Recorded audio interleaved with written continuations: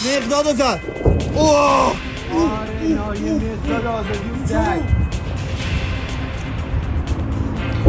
সরকারি অবকাঠামো ও মেহেরাবাদ বিমানবন্দরে যুক্তরাষ্ট্র ইসরায়েলের ব্যাপক হামলা। মধ্যপ্রাচ্যের 3 দেশে মার্কিন রাডার ধ্বংসের দাবি তেহরানের। সময়ের সাথে পাল্লা দিয়ে বাড়ছে যুক্তরাষ্ট্রের যুদ্ধ ব্যয়। ইরানে ফেলা হয়েছে 2000-এর বেশি ক্ষেপণাস্ত্র। স্বল্প মূল্যের শাহেদ ড্রোন ব্যবহার করে তেহরানের ব্যাপক সাফল্য। ঈদ কেনাকাটা শেষে বাড়ি ফেরার পথে রাজধানীর সড়কে 4 জনের প্রাণহানি। মোটরসাইকেলে বাবা মেয়ে, সিএনজিতে চালক আরোহী নিহত। হোন্ডা কিন্তু কিছু হয় না জানেন, হেলমেটটা টোটালি ভেঙে আর এদিক দিয়ে ঢুকে গেছে। সিএনজি দিয়ে আসতেছে, আসার পরে হচ্ছে ইউটার্ন নিচ্ছিল সিএনজিটা। ইউটার্ন নেওয়ার সময় আরেকটা গাড়ি মেরে দেয়, চালকও মারা গেছে।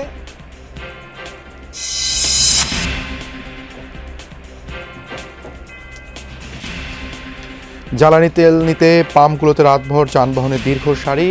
মানিকগঞ্জে মিলছে না ডিজেল। বড় মৌসুমে জমি প্রস্তুত করা নিয়ে বিপাক কৃষক। আমার চাহিদা 20 লিটার, সেখানে আমি 5 লিটার পেতেছি। যদি তেল না পাই তাহলে আমার পকেট মার দেবো, আমার বিশাল একটা সর্বনাশ হবে। মধ্যপ্রাচ্য যুদ্ধে অনিশ্চয়তায় শ্রমবাজার, নিরাপত্তাহীনতা ও চাকরি হারানোর শঙ্কায় প্রবাসীরা। দূতাবাসগুলোকে পাশে দাঁড়ানোর নির্দেশনা মন্ত্রীর। মানুষের যেখানে যেটা প্রয়োজন আমরা অ্যাম্বাসেডরদেরকে সে দায়িত্ব দেওয়া হয়েছে। সশস্ত্র বাহিনীকে ব্যারাকে ফেরানোর পক্ষে নিরাপত্তা বিশ্লেষকরা। দীর্ঘদিন বাইরে থাকলে সামরিক ও সিভিল 2 প্রশাসনই হয় ক্ষতিগ্রস্ত। এখনও সিদ্ধান্ত নেয়নি সরকার।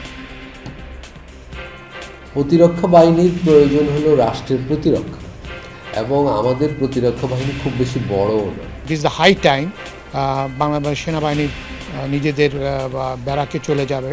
বৃহত্তর স্বার্থেই এটা কাজ করছে। ডেফিনেটলি আবার থাকবে না, সেটাও বৃহত্তর স্বার্থে থাকবে। সিটি কর্পোরেশনের প্রশাসক নিয়োগ দেয়ায় বিতর্ক। দলীয় সরকারের প্রভাবিত না হয়ে দ্রুত নির্বাচন আয়োজনে ইসির চ্যালেঞ্জ বলছেন বিশেষজ্ঞরা।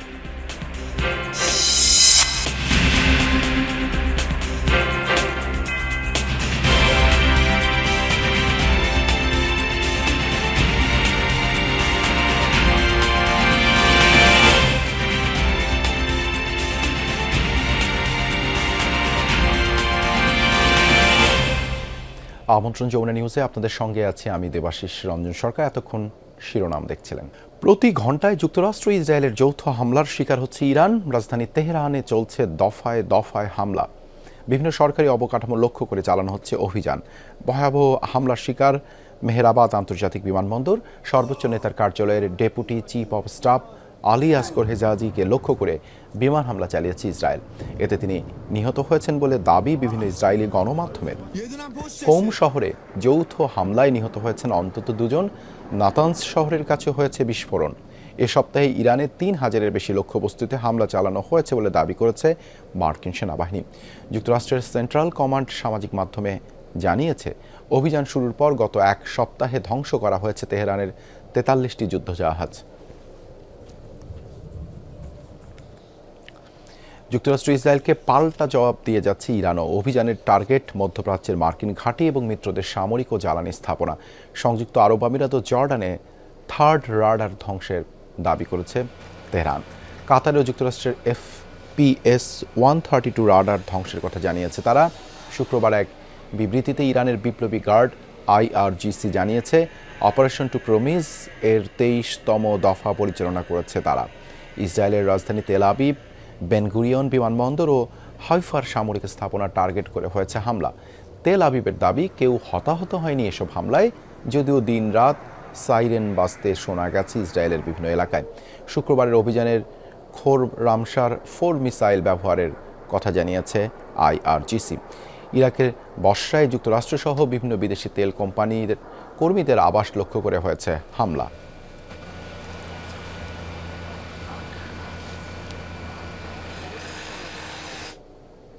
সময়ের সাথে সাথে ইরানের হামলার পরিধি বাড়াচ্ছে যুক্তরাষ্ট্র, সেই সাথে বাড়ছে দেশটির যুদ্ধের ব্যয়।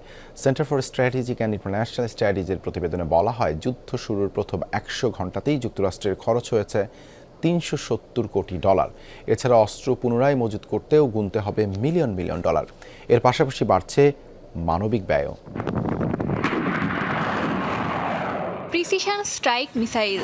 মার্কিন রণভাণ্ডারে থাকা সর্বাধুনিক প্রযুক্তির এই মিসাইল ব্যবহার করা হচ্ছে ইরানে হামলায়। লক্ষ্যবস্তুতে নিখুঁতভাবে আঘাত হানতে সক্ষম এই মিসাইলের প্রতিটি ইউনিট তৈরিতে খরচ প্রায় $35 লাখ। ইরানে হামলার প্রথম 100 ঘণ্টাতেই যুক্তরাষ্ট্র ও ইসরায়েলের খরচ $370 কোটি। প্রতিদিন গড়ে ব্যয় হচ্ছে প্রায় $90 কোটি মতো। ওয়াশিংটন ভিত্তিক think tank centre for strategic and international studies এর এক বিশ্লেষণে উঠে এসেছে এই বিপুল ব্যয়ের তথ্য। সামরিক বিশ্লেষকদের মতে যুদ্ধের শুরুতেই ব্যবহার করা হয়েছে 2000-এরও বেশি ক্ষেপণাস্ত্র ও বোমা। এগুলো আবার মজুত করতে লাগতে পারে আরও $3.1 বিলিয়ন। এতে প্রতিদিনের ব্যয় বাড়ছে প্রায় $758 মিলিয়ন। তবে এই খরচের বড় অংশই বর্তমান বাজেটে নেই। ফলে অতিরিক্ত অর্থের জন্য খুব শিগগিরই কংগ্রেসের কাছে যেতে হতে পারে পেন্টাগনকে। অন্যদিকে বাড়ছে মানবিক বিপর্যয়ও। ইরানে মৃতের সংখ্যা পৌঁছেছে প্রায় 1,500-এ। ইউনিসেফ এর তথ্য অনুযায়ী নিহতদের মধ্যে অন্তত 181 জন শিশু রয়েছে। সংঘাত ছড়িয়ে পড়েছে লেবানন সহ মধ্যপ্রাচ্যের বিভিন্ন এলাকায়। সেখানে বেসামরিক নাগরিকদেরও প্রাণহানির খবর মিলেছে। নিহত হয়েছে ইসরায়েল ও যুক্তরাষ্ট্রের কয়েকজন সেনাও। যুদ্ধের প্রভাব পড়েছে বৈশ্বিক অর্থনীতিতেও। শেয়ার বাজারে অস্থিরতা, বেড়েছে গ্যাস ও তেলের দাম, বাড়ছে মুদ্রাস্ফীতির আশঙ্কা। এতে যুদ্ধের প্রতি মার্কিন নাগরিকদের সমর্থন আরও কমে যেতে পারে বলে মনে করছেন বিশ্লেষকরা। ফলে রাজনৈতিকভাবে আরও বড় চাপের মুখে পড়তে পারেন ট্রাম্প। অস্মিতা বিশ্বাস, যমুনা নিউজ। মধ্যপ্রাচ্যে হামলা চালাতে সহজ নকশা ও স্বল্প মূল্যে নির্মিত শাহেদ 136 ড্রোন ব্যবহার করেছে ইরান। কামিকাজে বা আত্মঘাতী এসব ক্ষেপণাস্ত্রগুলো বিকট শব্দে লক্ষ্যবস্তুর উপর আছড়ে পড়ে বিস্ফোরিত হয় নিজেই। 2500 কিলোমিটার ফ্লাইং রেঞ্জের এই ড্রোনগুলো বানাতে খরচ হয় মাত্র $20,000 থেকে $50,000। বিশ্লেষকদের মতে যুক্তরাষ্ট্র ও তার মিত্রদের হাতে থাকা মূল্যবান ক্ষেপণাস্ত্রের মজুত শেষ করার উদ্দেশ্যেই ব্যাপক হারে এসব ড্রোন নিক্ষেপ করছে ইরান। যুক্তরাষ্ট্র ও ইসরায়েলের হামলার জবাবে মধ্যপ্রাচ্য জুড়ে চলছে ইরানের ব্যাপক তাণ্ডব। মার্কিন ঘাঁটির পাশাপাশি ইরানের ড্রোন মিসাইলের নিশানায় ক্ষতিগ্রস্ত হয়েছে মধ্যপ্রাচ্যের মার্কিন মিত্র দেশগুলোর দূতাবাস, জ্বালানি অবকাঠামো, বিমানবন্দর, এমনকি বিলাসবহুল বহু হোটেল ও ভবন। মার্কিন গোয়েন্দা সংস্থার তথ্যের ভিত্তিতে ব্রিটিশ গণমাধ্যম বিবিসি জানিয়েছে, মধ্যপ্রাচ্য জুড়ে হামলা চালাতে 2000-এরও বেশি শাহেদ 136 ড্রোন ব্যবহার করেছে ইরান। কামিকাজে ড্রোন হিসেবে পরিচিত এসব ড্রোনগুলো যে কোনো লক্ষ্যবস্তুর উপর আছড়ে পড়ার সাথে সাথেই বিস্ফোরিত হয়ে ঘটায় ব্যাপক ক্ষয়ক্ষতি। সহজ নকশা ও কম খরচে তৈরি দূরপাল্লার এসব ক্ষেপণাস্ত্র নির্মাণের খরচ আনুমানিক $20,000 থেকে $50,000। মধ্যপ্রাচ্য জুড়ে বিপর্যয় ঘটানো এসব ক্ষেপণাস্ত্রগুলোকে উৎক্ষেপণ করার আগেই প্রোগ্রাম করে দেওয়া হয় এর নির্দিষ্ট গন্তব্য। স্যাটেলাইট ন্যাভিগেশন সিস্টেমের মাধ্যমে ড্রোনগুলো চিনে নেয় সে গন্তব্যে পৌঁছানোর পথ। 2500 কিলোমিটার রেঞ্জের ড্রোনগুলো উঠতে পারে ঘন্টায় প্রায় 185 কিলোমিটার বেগে। 11.5 ফুট দীর্ঘ একটি ক্ষেপণাস্ত্র বহন করতে পারে 30 থেকে 50 কেজি ওজনের ওয়ারহেড। ডেল্টা উইং বা ত্রিভুজাকার হওয়ার পাশাপাশি ভূমির খুব কাছ দিয়ে উঠতে পারার ক্ষমতা থাকায় বড় মিসাইল শনাক্তকারী রাডার ও আর্লি ওয়ার্নিং সিস্টেমগুলোর চোখে খুব সহজেই ধুলো দিতে পারদর্শী এই drone. GPS jamming system, laser weapon ও অন্যান্য ক্ষেপণাস্ত্র ব্যবহার করে ভূপাতিত করা যায় এই ড্রোন। বিশ্লেষকদের মতে যুক্তরাষ্ট্র ও তার মিত্রদের হাতে থাকা মূল্যবান মিসাইল ও ইন্টারসেপ্টরের মজুত শেষ করার উদ্দেশ্যেই ঝাঁকে ঝাঁকে এসব স্বল্পমূল্যের ড্রোন ছুটছে ইরান। এরই মাঝে সম্প্রতি ভূগর্ভস্থ একটি বাংকারে সারিবদ্ধভাবে সাজানো শাহেদ 136-এর ভিডিও প্রকাশ করেছে ইরানের গণমাধ্যম ফার্স নিউজ। যুদ্ধের প্রস্তুতি নিতেই এসব হাজার হাজার ড্রোন নির্মাণ করে রেখেছিল ইরানের গার্ড বাহিনী IRGC বলে ধারণা করছেন বিশ্লেষকরা। সাবরিনা নুসরাত, যমুনা নিউজ। রাজধানীর সায়েন্স ল্যাব মোড়ে ট্রাকের ধাক্কায় গণপূর্ত অধিদপ্তরের অফিস সহায়ক সুমন ও তার মেয়ে নিহত হয়েছেন। অন্যদিকে তেজগাঁয়ে সিএনজি চালিত অটোরিকশা উল্টো চালক ও এক যাত্রী নিহতের ঘটনা ঘটেছে। পৃথক দুটি ঘটনাই ঘটেছে ঈদ কেনাকাটা শেষে ফেরার পথে। গণপূর্ত অধিদপ্তরের অফিস সহায়ক সাজু আহমেদ সুমন তার একমাত্র মেয়ে ২১ বছরের তৃষাকে নিয়ে বের হয়েছিলেন ঈদ কেনাকাটায়। কেনাকাটা শেষ হলেও বাড়ি ফেরা হয়নি বাবা ও মেয়ের। শুক্রবার রাত ৯টার দিকে বাবার সাথে মোটরসাইকেলে বাসায় ফিরছিলেন তৃষা। সায়েন্স ল্যাবরেটরি মোড়ে পৌঁছালে একটি বালু বোঝাই ট্রাক মোটরসাইকেলটিকে সজোরে ধাক্কা দেয়। ঘটনাস্থলেই মৃত্যু হয় সুমনের। স্থানীয়রা তৃষাকে ঢাকা মেডিকেলে নিলে চিকিৎসক তাকে মৃত ঘোষণা করেন।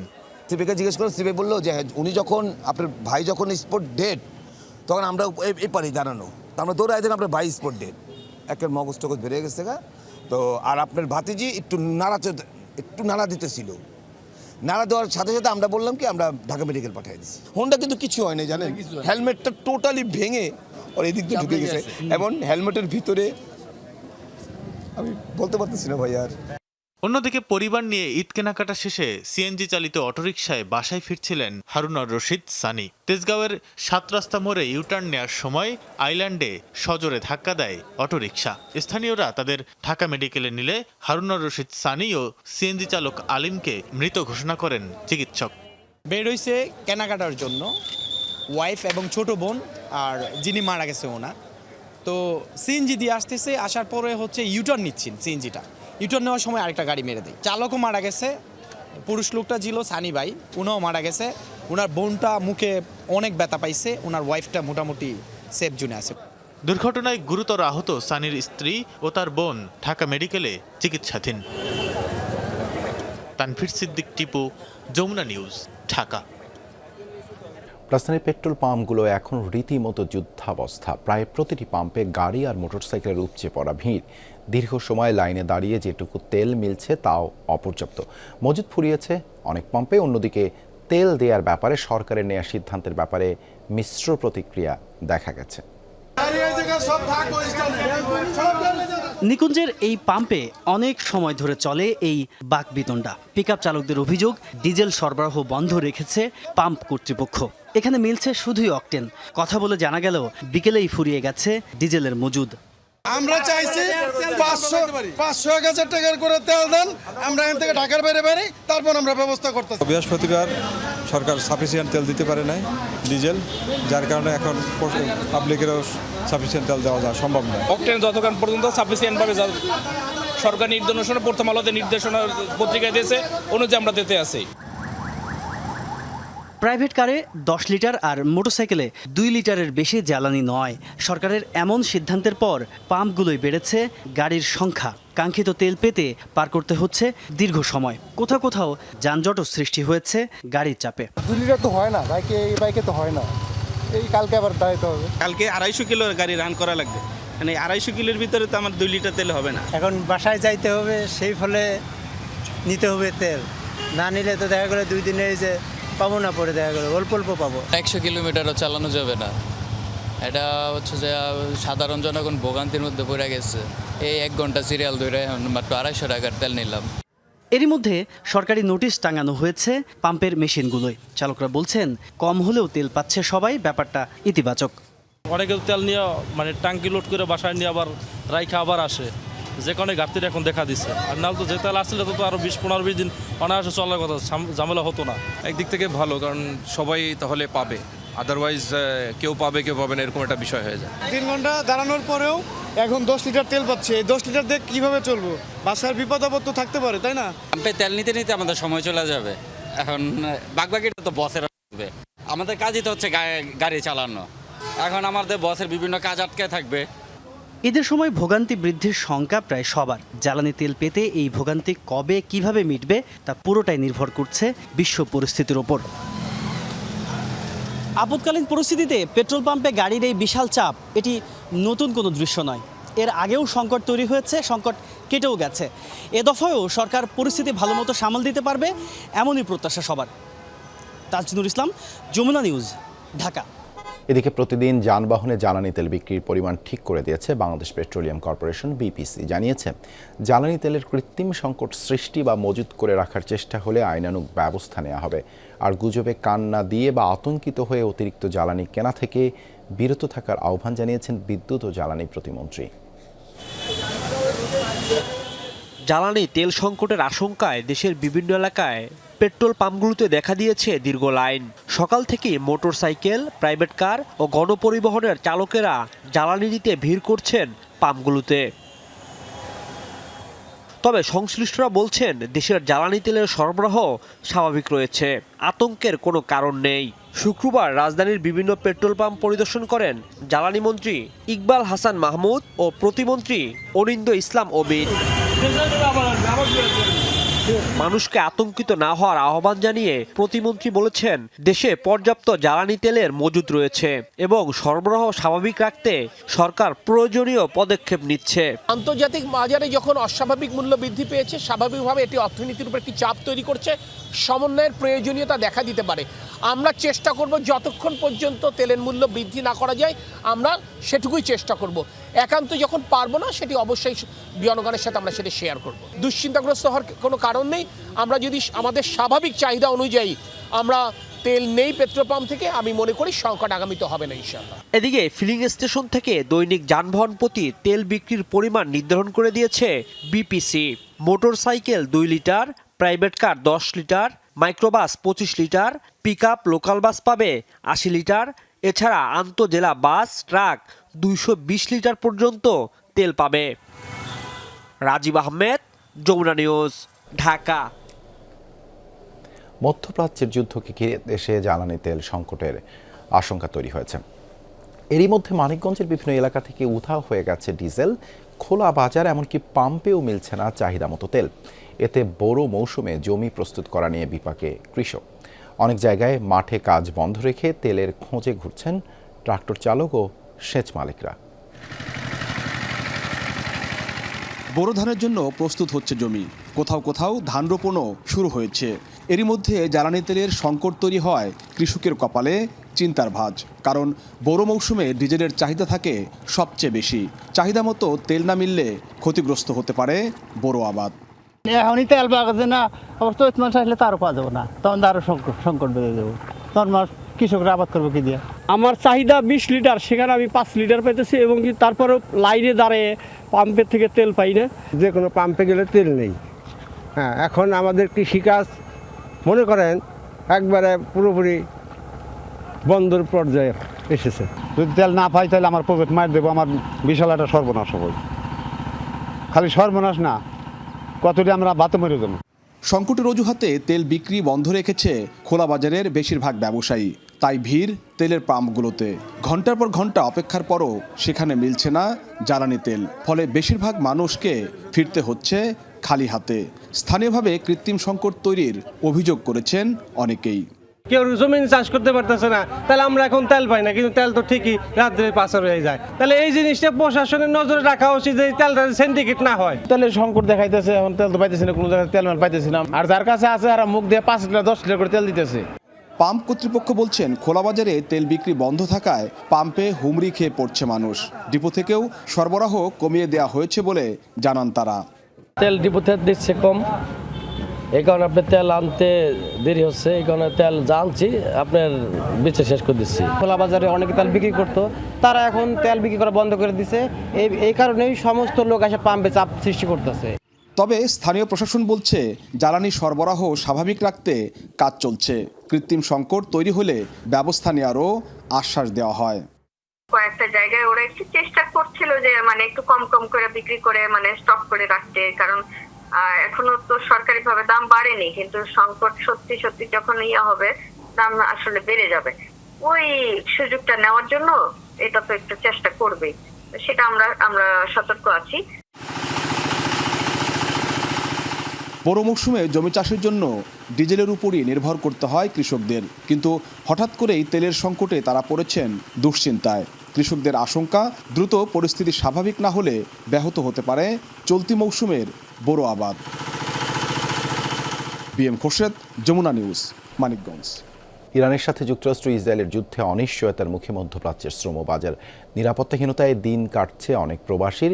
চাকরি হারানোর পাশাপাশি এসব দেশের নতুন কর্মসংস্থানও সংকুচিত হওয়ার আশঙ্কা করছেন বিশ্লেষকরা। সংকট মোকাবেলায় কার্যকর উদ্যোগ নেওয়ার পরামর্শ তাদের। প্রবাসী শ্রমিকদের যে কোনো ধরনের সহায়তায় প্রস্তুত প্রবাসী কল্যাণ মন্ত্রণালয়। প্রবাসী কল্যাণমন্ত্রী বলেন, নিরাপদ আশ্রয়ের পাশাপাশি চাকরি হারানো কর্মীদের সহায়তায় দূতাবাসগুলোকে পাশে দাঁড়ানোর নির্দেশনা দেওয়া হয়েছে। যুক্তরাষ্ট্র ও ইসরায়েলের যৌথ হামলার পাল্টা জবাব দিচ্ছে ইরান। নিশানা বানানো হচ্ছে মধ্যপ্রাচ্যে থাকা যুক্তরাষ্ট্রের বিভিন্ন স্থাপনাকে। কয়েকদিনের টানা আক্রমণ আর পাল্টা আক্রমণে অশান্ত হয়ে উঠেছে পুরো মধ্যপ্রাচ্য। চলমান যুদ্ধ পরিস্থিতিতে অনিশ্চয়তার মুখে পড়েছে মধ্যপ্রাচ্যের পুরো শ্রমবাজার। বাংলাদেশি কর্মীদের প্রায় 90%-এরই কর্মসংস্থান হয় এসব দেশে। গত বছর শুধু সৌদি আরবেই কর্মসংস্থান হয়েছে 67%। সব মিলিয়ে 65 থেকে 70 লাখ মানুষ কর্মরত মধ্যপ্রাচ্যের বিভিন্ন দেশে। যুদ্ধ দীর্ঘস্থায়ী হলে চাকরি হারানোর পাশাপাশি নতুন কর্মসংস্থানও সংকুচিত হয়ে আসবে বলেও আশঙ্কা বিশ্লেষকদের। প্রভাব দুভাবেই পড়ার সম্ভাবনা। যারা অলরেডি সেখানে যাওয়ার চিন্তা করছেন, আবার যারা অলরেডি সেখানে আছেন, কাজ করছেন বা মাত্র সেখানে গেছেন, উভয়ভাবেই প্রভাব পড়বে। এবং সেই ক্ষেত্রে বিভিন্ন দিক চিন্তার পাশাপাশি এটাও ভাবা দরকার যে শুধু মধ্যপ্রাচ্য না, আমরা তো বলি যে আমাদের শ্রমবাজার সম্প্রসারণটা দরকার। আমাদের কর্মীরা কিন্তু সেখানে চাকরি হারাতে পারে, কর্মীদেরকে ফেরত নিয়ে আসা লাগতে পারে। আবার কর্মীরা যে যাওয়ার জন্য যে প্রস্তুতি গ্রহণ করতে, সেই কর্মীরা হয়তোবা খুব দ্রুত নাও যেতে পারতে পারে। সব মিলিয়ে আমাদের এই যে অভিবাসন খাতের জন্য একটা বড় চ্যালেঞ্জ, বড় সমস্যা এই মুহূর্তে তৈরি হতে পারে মধ্যপ্রাচ্যের এই যুদ্ধ পরিস্থিতির কারণের জন্য।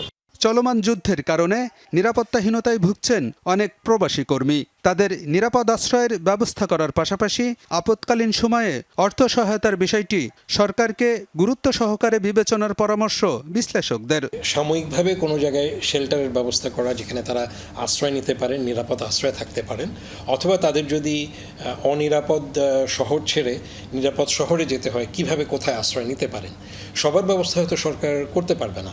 সেখানে ওখানকার স্থানীয় সরকার বা সেখানের যে স্থানীয় কর্তৃপক্ষ আছে তাদের সাথে আমাদের দূতাবাসগুলো যোগাযোগ করতে পারে, ইমিডিয়েটলি যোগাযোগ করা যেতে পারে। আমাদের একটি মানুষও কোনো কারণে হতাহত না হয়, এমবেসির পক্ষ থেকে তাদেরকে যাতে সতর্ক করা হয় এবং একই সাথে তাদেরকে যদি আপৎকালীন কোনো অর্থ সাহায্য দরকার হয়, যদি কোনো কোম্পানি বন্ধ হয়ে যায়, কোনো কোম্পানিতে যদি দেখা যাচ্ছে যে সেই কোম্পানি চাকরিচ্যুত হয়েছে, আপৎকালীন যাতে তাদেরকে অন্ততপক্ষে তাদের থাকার ব্যবস্থা, খাবার ব্যবস্থা সে দেশে অবস্থানকারী কর্মীদের করা হয়, সেটি কিন্তু দূতাবাসের পক্ষ থেকে আমাদেরকে অত্যন্ত গুরুত্ব সহকারে আমাদেরকে বিবেচনা করতে হবে। প্রবাসী কল্যাণমন্ত্রী জানিয়েছেন, যুদ্ধকালীন সময়ে সংকটে থাকা কর্মীদের সহায়তায় সব ধরনের উদ্যোগ নিচ্ছে সরকার। নিরাপদ আশ্রয়, খাদ্য সহায়তা সহ প্রয়োজনীয় উদ্যোগ নিতে দূতাবাসগুলোকে নির্দেশনা দেওয়া হয়েছে বলেও জানান তিনি। সেফটি সিকিউরিটির জন্য আমাদের মানুষের যেখানে যেটা প্রয়োজন, মানে আমরা অ্যাম্বাসেডরদেরকে সে দায়িত্ব দেওয়া হয়েছে। নিরাপত্তার আশ্রয় রাখা, ইভেন কেউ হয়তো কর্মসংস্থান নাই, তার খাবার দাবার কী ব্যবস্থা করা, এগুলো আমরা দুই মন্ত্রণালয়ে যৌথভাবে কাজ করতেছি। আটকে পড়া শ্রমিকদের ছুটি এবং ভিসার মেয়াদ বাড়াতে সংশ্লিষ্ট দেশের সাথে যোগাযোগ করা হচ্ছে বলেও জানিয়েছেন প্রবাসী কল্যাণমন্ত্রী। বর্তমান পরিস্থিতির আলোকে তারাও সেটা। আলমগীর হোসেন, যমুনা নিউজ, ঢাকা। মধ্যপ্রাচ্যে কুয়েতে চলমান সংঘাতে প্রাণ গেল সন্দ্বীপের আরও এক যুবকের। তার পরিবারে এখন কান্নার রোল, পুরো গ্রামে শোকের ছায়া। মরদেহ দ্রুত ফিরিয়ে আনার দাবি সবার। 4 দিন আগে সন্দ্বীপের আরেকজন নিহত হন বাহরাইনে। বৃহস্পতিবার সকালে বাবার সঙ্গে মোবাইলে কথা বলেন 30 বছর বয়সী জাহেদ। রাতে কুয়েত থেকে তার মৃত্যুর খবর পায় পরিবার।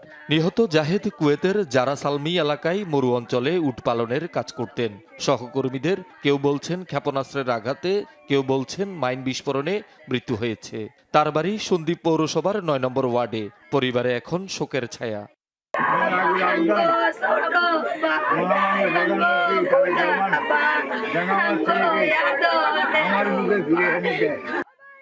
প্রায় 2.5 বছর আগে কুয়েত যান জাহেদ। তার স্ত্রী ও এক শিশু সন্তান রয়েছে। মৃত্যুর খবরে শোকের ছায়া নেমে আসে এলাকায়। মরদেহ দ্রুত ফিরিয়ে আনার দাবি স্থানীয়দের। তার একটা ছেলে আছে প্রতিবন্ধী, কথা বলতে পারে না। আমাদের এই ঘর দুয়ার নাই। এর আগে গত সোমবার বাহরাইনে মিসাইলের আঘাতে নিহত হন সন্দ্বীপের আজিমপুরের যুবক তারেক।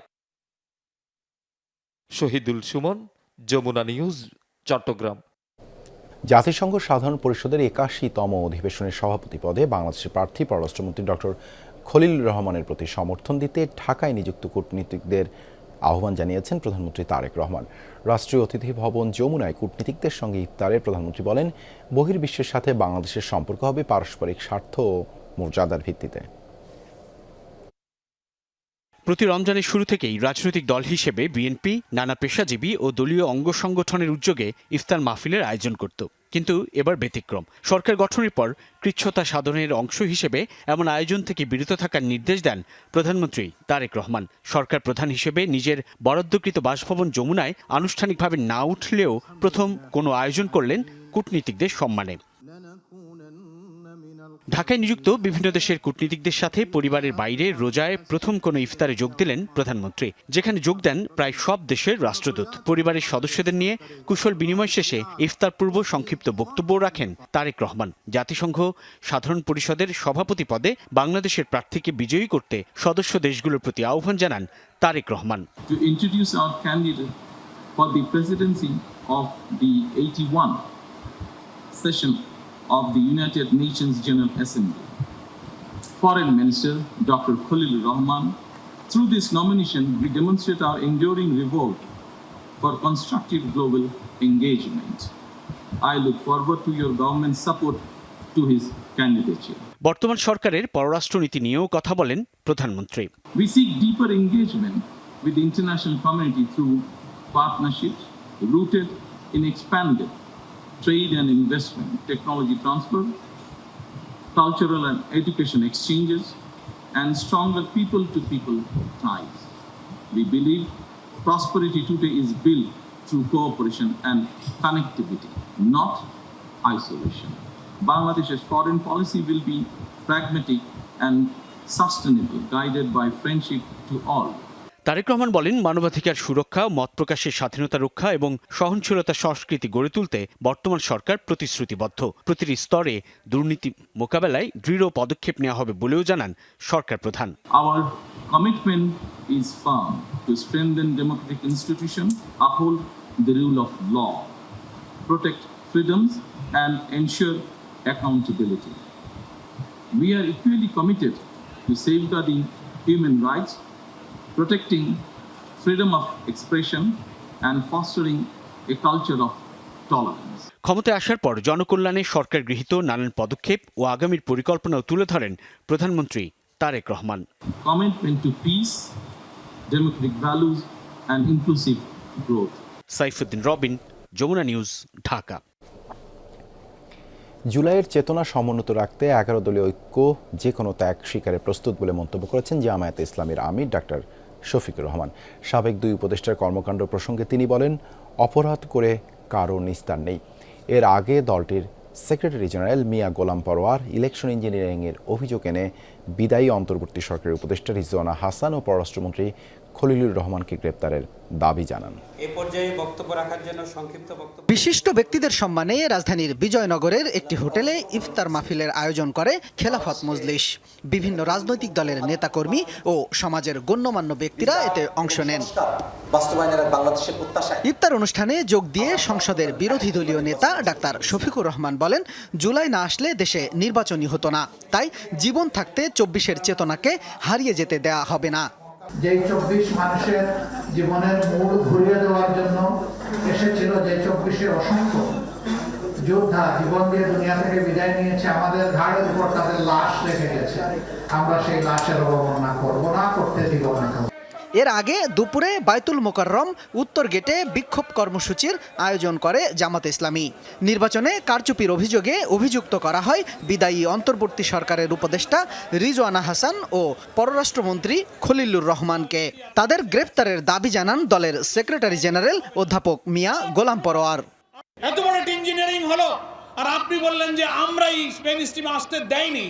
আপনার কথাই তো সাক্ষী দেয় যে আপনি আমাদেরকে নির্বাচনে মেজরিটি হতে বাধা দিয়েছেন। করিডর কিছু নেই, নিয়মতান্ত্রিকভাবে আমরা এটার জুডিশিয়াল বিচার বিভাগীয় তদন্ত দাবি করছি। সাবেক দুই উপদেষ্টা সহ ইলেকশন ইঞ্জিনিয়ারিংয়ের অভিযোগের বিচার বিভাগীয় তদন্ত দাবি করেন বক্তারা। সমাবেশ শেষে বায়তুল মোকাররমের উত্তর গেট থেকে বিক্ষোভ মিছিল বের করে নেতাকর্মীরা।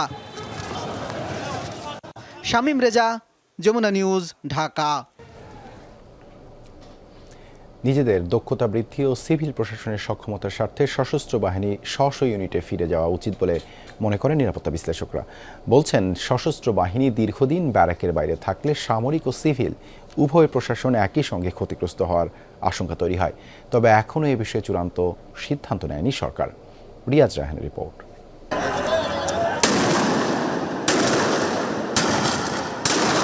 উত্তাল জুলাই 2024, একদিকে ছাত্র জনতা, অপরদিকে তৎকালীন সরকার ও আইনশৃঙ্খলা বাহিনী। রক্তক্ষয়ী এমন সংঘাতের দিনে ইনেট টু সিভিল পাওয়ার বা সাংবিধানিক ক্ষমতা বলে সশস্ত্র বাহিনী মোতায়েন করে সরকার। রুটিন করে প্রায় 30,000 সদস্য দায়িত্ব পালন করে সারা দেশে। ছাত্র জনতার গণ অভ্যুত্থানের পর ভেঙে পড়া আইনশৃঙ্খলা পরিস্থিতি পুরোটাই সামাল দেয় সশস্ত্র বাহিনী। অন্তর্বর্তী সরকারের প্রায় 1.5 বছরের মাথায় অনুষ্ঠিত ত্রয়োদশ জাতীয় সংসদ নির্বাচন কোনো ধরনের প্রাণহানি ছাড়াই অনুষ্ঠিত হয়, যাতে সবচেয়ে বড় ভূমিকা ছিল সশস্ত্র বাহিনীর। নিরাপত্তা বিশ্লেষকরা বলছেন, দেশের অভ্যন্তরীণ আইনশৃঙ্খলার উন্নতিতে যেমন দারুণ ভূমিকা আছে সশস্ত্র বাহিনীর, তেমনি দীর্ঘ সময় সিভিল প্রশাসনের সঙ্গে মোতায়েন থাকলে সামরিক ও সিভিল দুপক্ষই ক্ষতিগ্রস্ত হয় সমানভাবে। আইনশৃঙ্খলা পরিস্থিতি সিভিল প্রশাসনকে দিয়ে উন্নয়ন ঘটাতে হবে। দেখুন, একটা দেশ মাসের পর মাস, বছরের পর বছর তো সশস্ত্র বাহিনীকে আইনশৃঙ্খলা উদ্ধারের দায়িত্ব দিয়ে থাকতে পারে না। প্রতিরক্ষা বাহিনীর প্রয়োজন হলো রাষ্ট্রের প্রতিরক্ষা, এবং আমাদের প্রতিরক্ষা বাহিনী খুব বেশি বড়ও না। সরকার যত তাড়াতাড়ি পারে লোকাল গভর্নমেন্ট যে ইয়েগুলি ইলেকশনসগুলি, যেমন ইউনিয়ন এবং উপজেলা, এগুলি যদি তাড়াতাড়ি দিয়ে দিতে পারে, বিকজ এরা যে এই যে আমাদের যারা নাকি elected government at the lower level বা গ্রাসরুট লেভেলে, দে আর ভেরি ইম্পর্টেন্ট কিন্তু চেন অফ কমান্ড মেনটেন করা। এনারা যদি যত তাড়াতাড়ি প্লেস হবে তত তাড়াতাড়ি কিন্তু সরকারের জন্য ইজি হবে যে ল অ্যান্ড অর্ডারটা সিচুয়েশনটা মেনটেন করা। সাংবিধানিক ক্ষমতা বলে যেহেতু স্ট্রাইকিং ফোর্স হিসেবে যে কোনো সময় মোতায়েনের সুযোগ আছে, সেহেতু এখনই সামরিক বাহিনীকে প্রত্যাহারের মোক্ষম সময় বলে মনে করেন বিশ্লেষকরা। বাংলাদেশ সেনাবাহিনী ওভার স্ট্রেসড, মানে ক্যাপাবিলিটির চেয়ে বেশি স্ট্রেসড আছে, মানে বিয়ন্ড ক্যাপাবিলিটি ওরা। তো আই এম শিওর ওরা this the high time Bangladesh সেনাবাহিনী নিজেদের ব্যারাকে চলে যাবে এবং চলে গিয়ে এই যে লস্ট টাইমটা, যেটা এই যে lost training, lost maintenance, lost যে ফিটনেস ফর ওয়ার শর্টকামিংসগুলো আছে, ওগুলি যাতে পুরা করতে পারে। এখন তাদের ছুটি দিতেই হবে, না হলে এটা দুই ধরনের ক্ষতি। এক হলো প্রতিরক্ষা ব্যবস্থাই আমূল দুর্বলতায় পড়বে, সেনাবাহিনীতে মানে প্রশিক্ষণের ঘাটতি তৈরি হবে, দক্ষতার ঘাটতি তৈরি হবে। দ্বিতীয়ত, সিভিল প্রশাসনের সক্ষমতা কখনোই বাড়বে না, তারা সেনাবাহিনীর উপর নির্ভরশীল থেকে যাবে। বিশ্লেষকদের সঙ্গে একমত থাকলেও এখনও এ ব্যাপারে কোনো সিদ্ধান্ত হয়নি বলে জানিয়েছেন আইনশৃঙ্খলা সংক্রান্ত মন্ত্রিসভা কমিটির এ সদস্য। অপ্রয়োজনীয় ব্যবহার হচ্ছে না, কোনো ব্যক্তি বা গোষ্ঠীর স্বার্থে ব্যবহার হচ্ছে না, জনস্বার্থেই ব্যবহার হচ্ছে, জনশৃঙ্খলার প্রয়োজনেই ব্যবহার হচ্ছে। অতএব এটা আমার কাছে মনে হয়েছে যে বৃহত্তর স্বার্থেই এটা কাজ করছে। ডেফিনেটলি আবার থাকবে না, সেটাও বৃহত্তর স্বার্থে থাকবে না। তবে আইনশৃঙ্খলা রক্ষায় রাষ্ট্রীয় বাহিনীগুলোর পুনর্গঠন প্রক্রিয়া শেষ হওয়ার পর সশস্ত্র বাহিনীকে প্রত্যাহার করা হবে বলে ইঙ্গিত দিয়েছেন আইনশৃঙ্খলা সংক্রান্ত মন্ত্রিসভা কমিটির একাধিক সদস্য। Riaz Raihan, Jamuna news, Dhaka. City corporation নির্বাচনে এই মুহূর্তে কোনো চ্যালেঞ্জ দেখছে না নির্বাচন কমিশন। শিগগিরই কমিশন সভায় নির্ধারিত হবে কর্মপরিকল্পনা। তবে সরকার সিটি কর্পোরেশনের নতুন করে প্রশাসক নিয়োগ দেওয়ার জটিলতার পাশাপাশি বিতর্ক তৈরি হয়েছে। বিশেষজ্ঞরা বলছেন, দলীয় সরকারের প্রভাবিত না হয়ে নির্বাচন আয়োজনই হবে ইসির চ্যালেঞ্জ। সেই সাথে সিটি কর্পোরেশনে প্রশাসক নিয়োগের বদলে দ্রুত নির্বাচন আয়োজন উচিত মনে করছেন তারা। ত্রয়োদশ সংসদ নির্বাচনের পর স্থানীয় সরকার নির্বাচন নিয়ে আলোচনা শুরু হয়েছে। মেয়াদ উত্তীর্ণ ঢাকা উত্তর ও দক্ষিণ এবং চট্টগ্রাম সিটি কর্পোরেশন নির্বাচন আয়োজনের মধ্য দিয়ে স্থানীয় সরকারের নির্বাচন কার্যক্রম শুরু করতে চাইছে ইসি। আইন অনুযায়ী মেয়াদ শেষ হওয়ার পূর্ববর্তী 180 দিনের মধ্যে সিটি কর্পোরেশন নির্বাচন দেওয়ার বাধ্যবাধকতা আছে। সেই অনুযায়ী ঢাকার 2 সিটির মেয়াদ পূর্ণ হয়েছে গত বছর, আর চট্টগ্রামে শেষ হয়েছে এবছর 22 ফেব্রুয়ারি। কমিশন বলছে, সিটি কর্পোরেশন নির্বাচন নিয়ে চ্যালেঞ্জ না থাকলেও এসব নির্বাচন আয়োজন নিয়ে সভায় বসবে কমিশন। আগে আমরা একটা ওয়ার্ক প্ল্যান করব, ওয়ার্ক প্ল্যান করার পরে কি বলে যে আমরা চ্যালেঞ্জ অ্যাসেস করব। এই মুহূর্তে তো আমাদের কোনো চ্যালেঞ্জ আমরা দেখতেছি না। কমিশন বসবে, আমাদের নির্বাচনী কর্মপরিকল্পনা প্রণয়ন করবে, 1 by 1 ইনশাআল্লাহ ইলেকশনগুলো হবে। সুশাসনের জন্য নাগরিক সুজন সম্পাদক বদিউল আলম মজুমদার বলেন, গণতান্ত্রিক প্রতিনিধি দিয়ে স্থানীয় সরকার গঠন করা অপরিহার্য। দ্রুততার সাথে এগুলোতে নির্বাচন করাটা গুরুত্বপূর্ণ, ওটাই সাংবিধানিক ম্যান্ডেট, ওটাই আইনি বাধ্যবাধকতা। দলীয় সরকারের অধীনে যে নির্বাচনকে প্রভাবিত করার সম্ভাবনা থেকে যায়, তাই আমাদের এটা নির্বাচন কমিশনের জন্য বড় চ্যালেঞ্জ। আমার মনে হয় সিটি কর্পোরেশনগুলোর আইন মোটামুটি গ্রহণযোগ্য। সিটি কর্পোরেশনের এই আইনগুলো দিয়ে নির্বাচন করা সম্ভবপর হতো এবং এতে সমস্যা হতো না।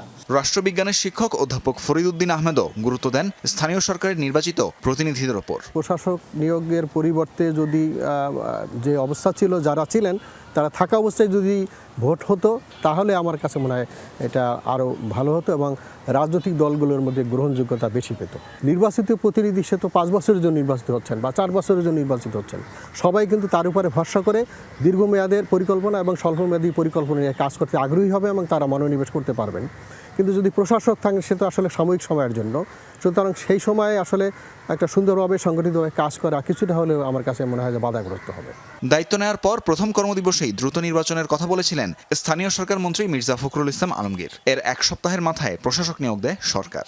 সঠিক সময়ে এই নির্বাচনগুলো দেওয়ার ব্যবস্থা আমরা করবো, তবে নিঃসন্দেহে এই নির্বাচনকে প্রাধান্য দেওয়া হবে। তানভীর মৌসুম, যমুনা নিউজ, ঢাকা। ভোলার মেঘনা ও তেঁতুলিয়া নদীতে চলছে মাছ আহরণের উপর 2 মাসের নিষেধাজ্ঞা। এতে কর্মহীন জেলার 7 উপজেলার কমপক্ষে 3 লাখ জেলে। নিষেধাজ্ঞা আরোপের 1 সপ্তাহ হলেও জেলেদের ভাগ্যে জোটনি ভিজিএফের জাল। আয় রোজগার না থাকায় দুশ্চিন্তায় দিন কাটছে তাদের। যে পল্লী জেলেদের হাক ডাকে সদাই সরগরম, সেখানে আজ শুধুই নীরবতা।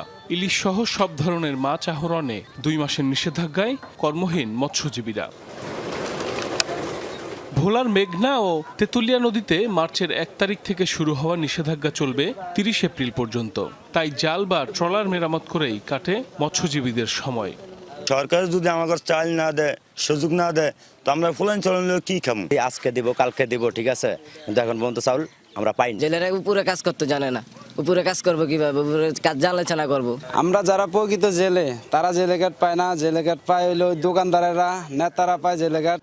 নিষেধাজ্ঞা আরোপের বেশ কয়েকদিন পেরোলেও জেলেদের ভাগ্যে জুটেনি ভিজিএফের চাল। একে তো সামনে ঈদ, তার মধ্যে নেই আয় রোজগারও। দুশ্চিন্তায় কাটছে তাদের দিন।